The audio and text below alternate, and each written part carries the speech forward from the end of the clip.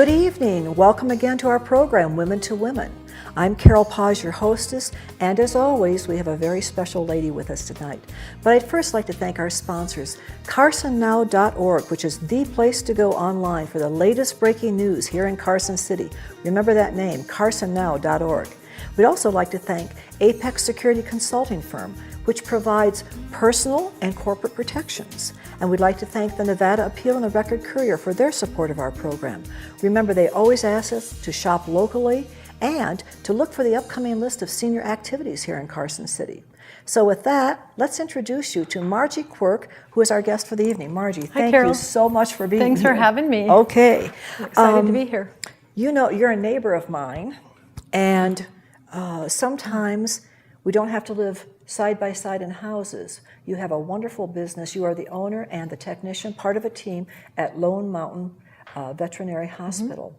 So it's a pleasure to know that we can talk about animals, we can talk about people, and your giftedness in that area. Margie, are you a native-born Carson City lady? Nope, I'm born and raised in Southern California, Orange County. All right. Moved to Carson City in 1980. In 1980. So almost a native. Yes, almost. When you were a little girl, what was it like growing up in your family? I am the youngest of four children. My oldest brother was 10 years older than me, so there was quite a gap. Yes. 10, 8, 6, and then I came along when my oldest brother was 10.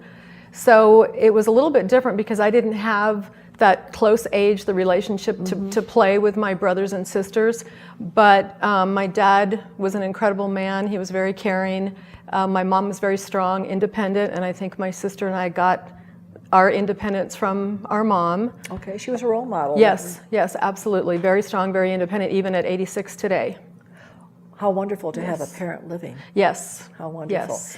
Well, when you were little, was there any indication on your part, do you think, that your family noticed that you were drawn to animals? I mean, children and animals just kind of go together. We always had animals when I was growing up. We got our first dog when I was 3. We lived in New Mexico, in Roswell, New Mexico. And my dad worked on the Nike missile base and found a little German Shepherd puppy, brought it home. We named it Missile, and we had her until I was in the 9th grade. So I grew up with that dog. And you know what? It's interesting because German Shepherds, not only are they intelligent, but they're so trainable. And you were around a dog that some people fear because of their strength and their ability to tackle someone. So from a German Shepherd, did you graduate to another dog eventually? Well, in the interim, while we still had the German Shepherd, my dad once again brought home a little terrier mix. We named him Whiskey because he was wiry and whiskery. So we had just the 2 dogs when I was growing up, but we always had turtles, the little green red-eared sliders that you could get at the 5 and dime for 10 cents that now carry salmonella, and you don't really want your kids to be playing with them. But we always had turtles. We had the dogs and turtles, and I think we had 1 cat in there. So we didn't have a ton of animals, but I always wanted animals. I was always bringing home the strays. And I think that's a key right there. You had a heart for the underdog. Those that were lost, that were hiding, that needed a home, needed nurturing. Right. You know, as a kid growing up, I remember utter heartbreak when one of my pets was killed, either by a car or just some other freakish accident.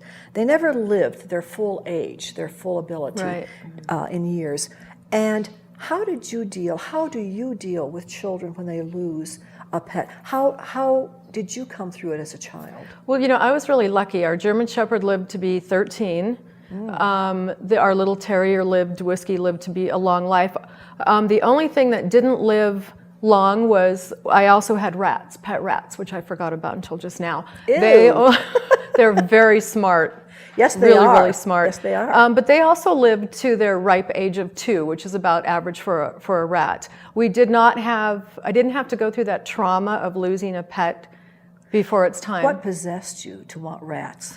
I was actually in the 7th or 8th grade, and in my biology class, we had to dissect a rat, and it was horrible for me to do. But our teacher had pet rats, so I convinced my mom that I needed one. So I brought this little pet rat home in a paper bag. You know, I kept mice, so I have to confess that, as a student at Ohio State. And one day, my mice kept dying. They kept going around in this little in the wheel. And had broken necks and broken backs. Wow. So I wanted to know what was going on. And I bagged them up and put them in the refrigerator in my sorority house in the kitchen. And when the cook came in early in the morning, we all heard this grotesque scream. I knew she had found my dead mice. But there is when you love animals, there's a fascination about almost any kind of animal. So when you were in high school, did you have ideas about becoming a worker, a team worker with animals? Did you have any training at all in a veterinary clinic? Nope, I had no clue that I could have gone to the local vet hospital down the road and volunteered or got a job, probably back then for $2 an hour working in the kennels. I had no clue. Unfortunately, my parents did not go to college, neither one of them, so that was not something that they pushed for us. Okay. You were going to go and get a job and work. And both of my brothers went off when I was in the 4th grade. My oldest brother was drafted to Vietnam, so that's the age difference there. I remember taking him to the bus, and it was like he was gone. I didn't see him again for almost 2 years. But I had no clue that I could pursue this kind of a field. I could not wait to get out of high school. I was not a very good student. I hated high school. And look at you today. I didn't know I wanted to do this until I was 31. Wow. Yeah. That's encouraging. Yeah. Because would you say that you kind of drifted from place to place or locale to locale until around 31? Well, my mom said, you need to take typing. You will learn how to type because you can always fall back on being a secretary. So that's pretty much what I did. I worked in offices. I worked for Vans tennis shoes when skateboard shoes first came out. And I took all the mail orders that came in. This was long before internet ordering. And I processed all their skateboard shoes. And I did that for many, many years. And then I graduated to, a better clerical position. And then when I was 31, my dad was terminally ill with cancer. And we spent a lot of time in and out of the hospital. And I thought, I'm going to be a nurse. I'm going to go back to school and be a nurse. And somehow I ended up in a vet hospital instead. Did you go back for any kind of nurse training or studies? No, I actually went to our local hospital here, the original Carson Tahoe, and I thought, well, I'll sign up as a volunteer. And I was too old to be a candy striper, and so they were going to have me be a pink lady, which is, usually it's the 80-year-olds that are the pink ladies, and they're volunteers. And so I was ready to go through their volunteer program, and I saw an ad in the paper for a part-time kennel person at a local vet hospital here in town. And I thought, I'm going to do that instead because I love animals. I can make a few bucks on the side. So I kept my full-time job during the day and I worked at night, and I did that for 3 months. And then I said, this is what I want to do. You're a practical lady in many, many ways. You have an eye on what it takes to pay the bills, but you also have a great heart in you that has compassion for people or animals who are in need of servicing. Okay, so at 31, were you now here in Carson City? Okay. Yep.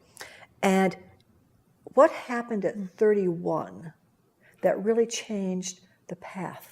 It was just, I think my dad's death, he was guiding me in a better direction. Now, explain that. Help us understand that. While he was still alive, he was talking to you. Yes, but I really didn't know until he passed away that I needed to make a change. How did you know that? Something just spoke to me, and I really think it was my dad saying, you can do more. There's more that you can do. Had you ever felt this kind of support from... You had loving parents. I mean, they cared. Right. And the fact that they were not college educated didn't diminish in any sense their energies for you or their hopes for you. So you felt that support from both parents. Okay. Right. Now, let's bring you kind of up to Lone Mountain. Why the name Lone Mountain? And when did you? Is it yours from the very beginning? No, I actually. Dr. John Margolin built that practice from the ground up in 1995, and I was at the old Cal Ranch, which was the old Safeway store, and I ran into him, and I knew that he was building this hospital. And at the present time, I was working at a different vet hospital here. I'd been there for 7 years, And I thought, I want to get in over there. So I followed him out to his car and I said, hey, Dr. Margolin, my name is Margie. We had met before. And he was so excited. He said, follow me over here. And he gave me a tour of the building.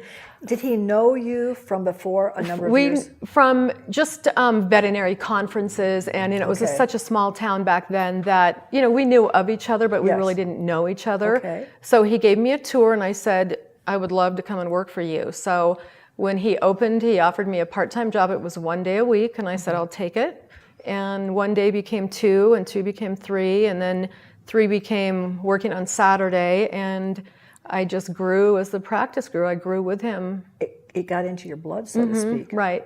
And the funny thing with our relationship with Dr. Margolin and I is we argued a lot, and so clients thought we were husband and wife. And that does happen when both husband and wife do own a I can vouch for that. But that's also workable. Yes. All right. So you are beginning to really identify with Lone Mountain. And you're becoming a part of a very critical team with the doctor as well as with staff. Right. What did you see while you were working there that really brought your heart into embracing this business? Well, the downside to being a veterinarian owner is you're trying to practice veterinary medicine, you're trying to run the business, you're paying the bills because you don't trust anybody else to do it. So you want to do it all, so you can't do either job very well. Is what I'm seeing. That's my personal opinion. So I approached him one day and said, I want to be your manager. I want to take over some of this load that you're carrying. He would be sitting at his desk at night, going through the checkbook and paying the bills and worrying about an animal, and it was just too much. So we struck up an agreement, and I took courses and went back to school, and because I had never run a business before. So that's kind of how it started. But you're also giving us a key insight into a step of success that you continually do. You take the initiative to approach someone. When you see that not only is there an opportunity, but it's a likable opportunity, you step forward and make that initial approach. And as a result of you having come from a small, Carson City was very small compared to what it is today, but you took those relationships that you have formed in business or just in serving the public, and you took them another step further to introduce yourself and the likability that you have for veterinary work. When we come back to the second half, I want to know, and so does the viewing audience, I'm sure, how did you acquire this magnificent business, great locale, and a great customer list? I've been in there, I've seen it, and I really love the place. Maybe I can have a job later on. Don't go away, we'll come right back and find out those answers. Pets of the Homeless is a nonprofit, all-volunteer organization that provides pet food and veterinary care to the homeless and less fortunate in local communities. With donations from the public, we're able to provide homeless shelters with crates, bowls, cleaning materials, so that homeless with pets can come into homeless shelters and get the services that they need to get out of homelessness.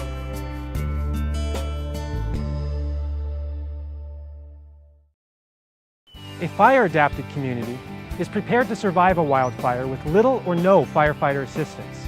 To help prevent ignition by embers, remove dead and dying plants from around your home. Be sure to remove low-hanging branches and the flammable plants underneath your trees, also known as ladder fuels. Non-flammable plants and pathways create separation and help prevent fire from spreading to your home. Make it lean, clean, and green. Visit livingwithfire.info for more tips to save your home. Report of wildland fires threatening structures. When disaster strikes, will you be ready? Information is essential during a disaster. That's why we use the latest technology to keep you informed. When you register, you'll receive emergency alert messages on all your devices and phone numbers at once. Go to ReadyWashoe.com. Click on the Get Message icon, then just fill out this quick form. It's easy. Don't get caught unprepared. When disaster strikes, be ready.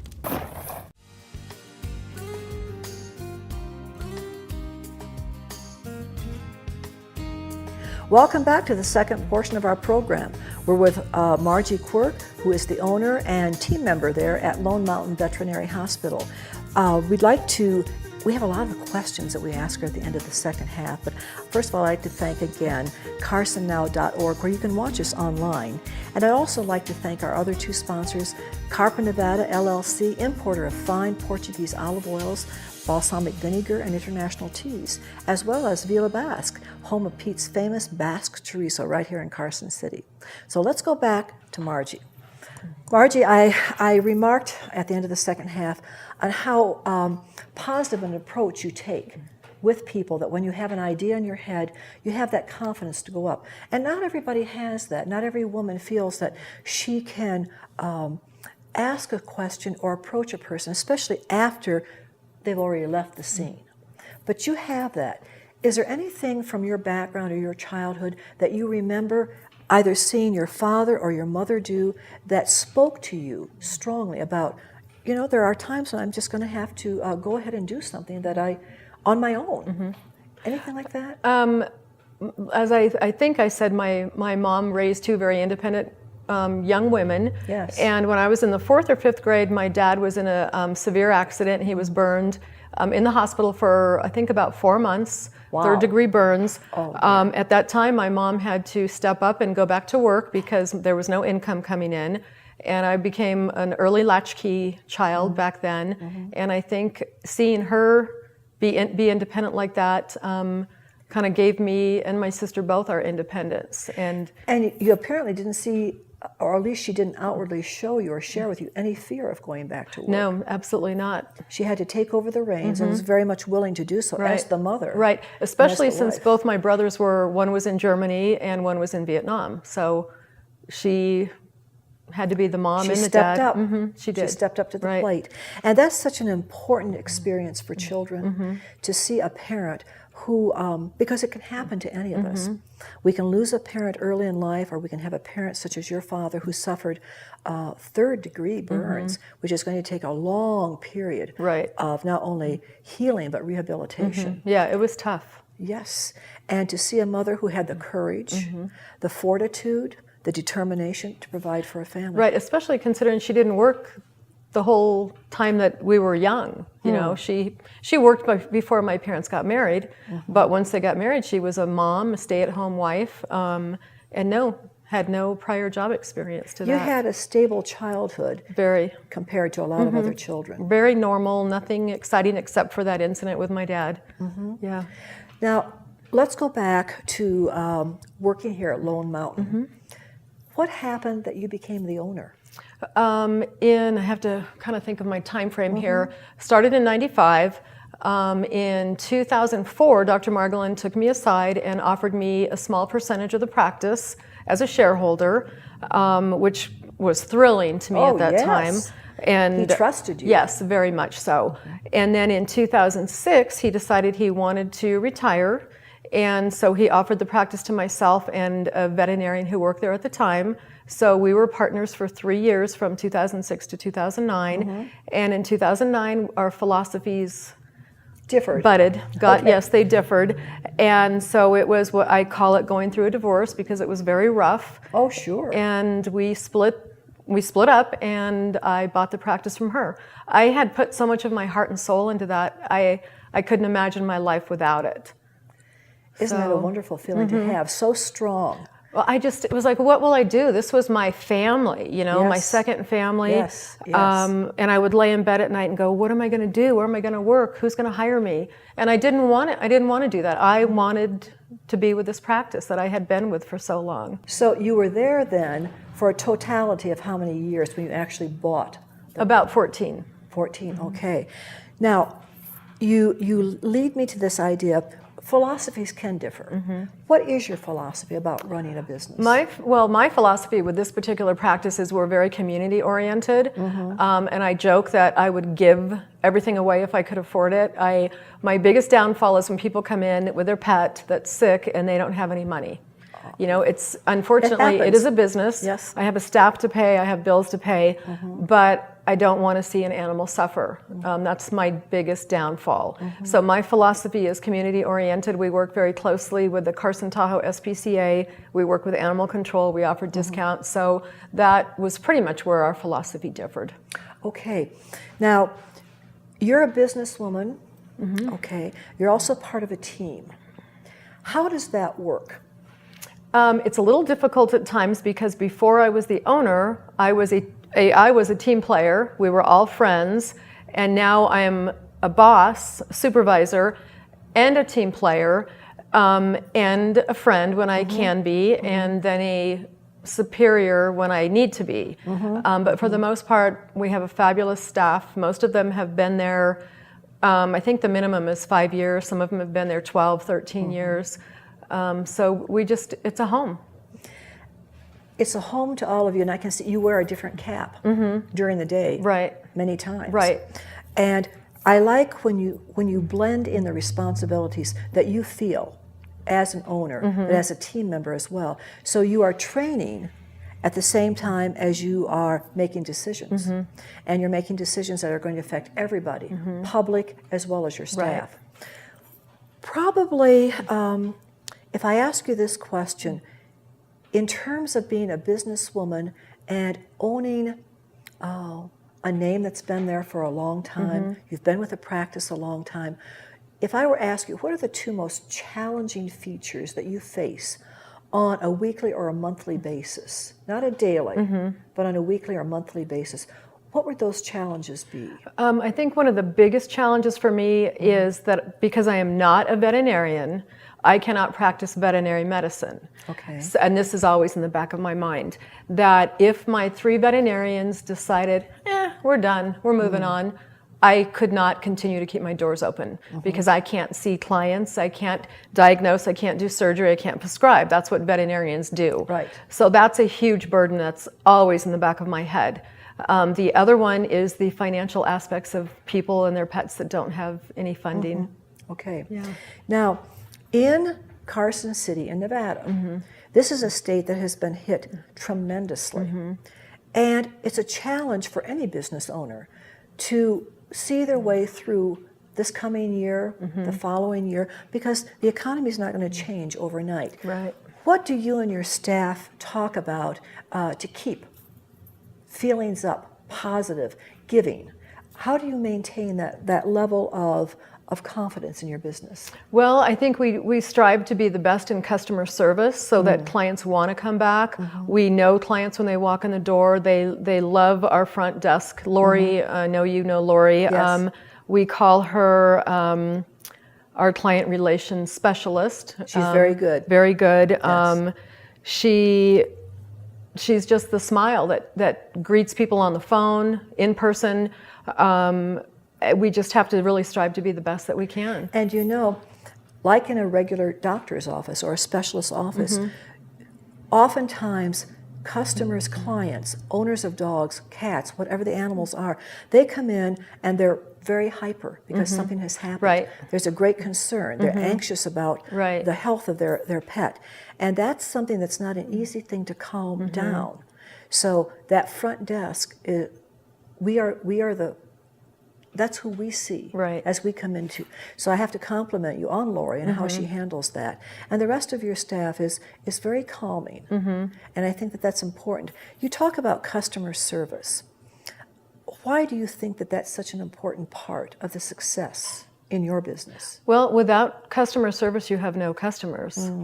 You know, you can have somebody come in that because they're convenient, they live across the street, but if they're not greeted promptly, they're not, their issues aren't addressed in a timely fashion, in a caring fashion, they're not going to come back. And then they're going to go tell their friend, oh, I had a horrible experience over there at Lone Mountain. So it really is all about customer service. And when you're working with different generations, the training of that new generation that's coming in is so vital to the continuation and the success of any business. Okay, and I think good business owners, wise business owners, take that time with patience and with direction for new people that are coming into work.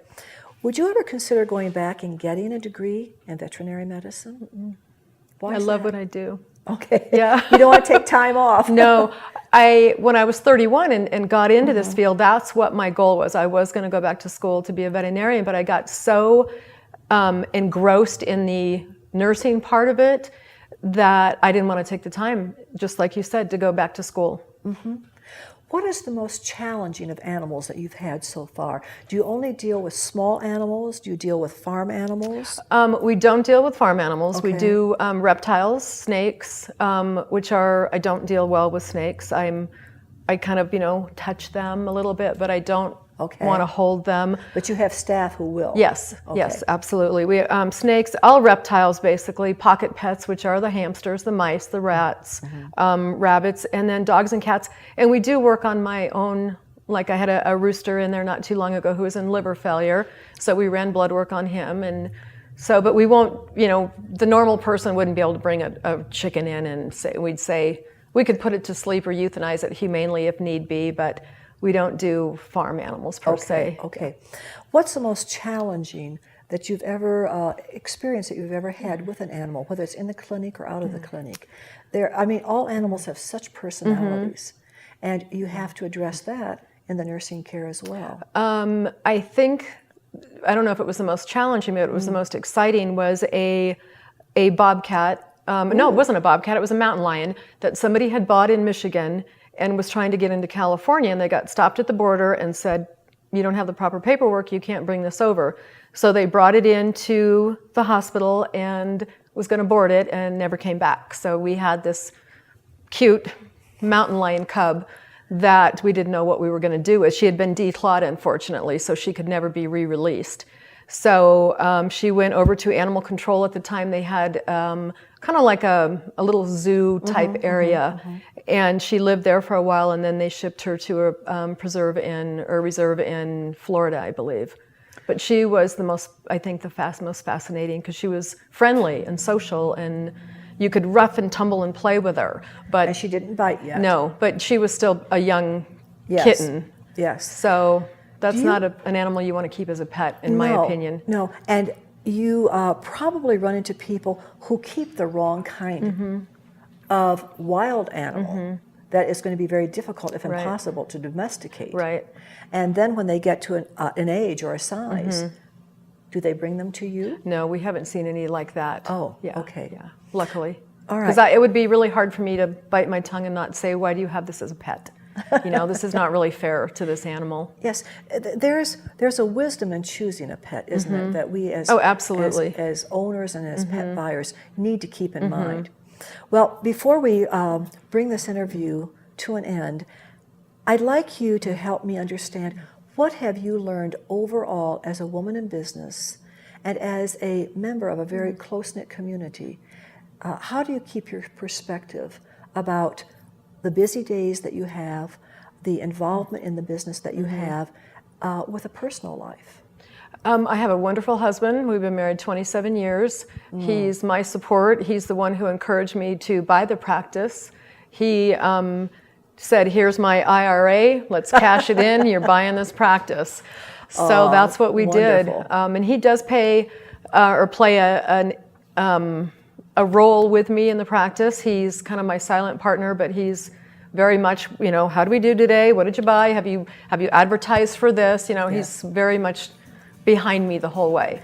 And isn't that great to have a supportive partner Yes. like that? Because Yes. to go it alone is a difficult task, to say the least. Right. Well, we want to thank you, Margie, so much Well, for thank coming you for having on me, and Carol. sharing. Yes, absolutely. We've learned a lot about what you do and how you do it, and I'm hoping that the business will thrive, because you. you certainly meet the public very well. Thank you so much. You're welcome. And we'll be back next week on Women to Women with another special guest. In the meantime, have a good evening. Good night.